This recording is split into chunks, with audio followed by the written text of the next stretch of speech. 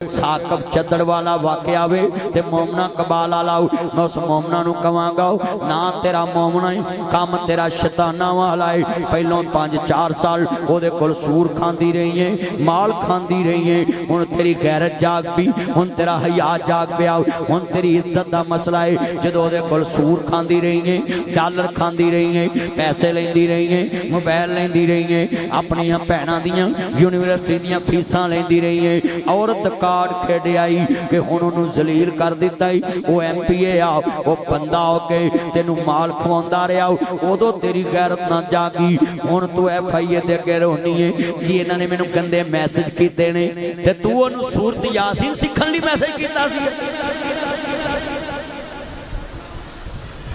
तू ओहदे कोल सूरत यासीन पढ़नी सी। जिथे होवे एक कमला उन्हें समझावे बेड़ा, जिथे होवे बेड़ा कमला उन्हें समझावे।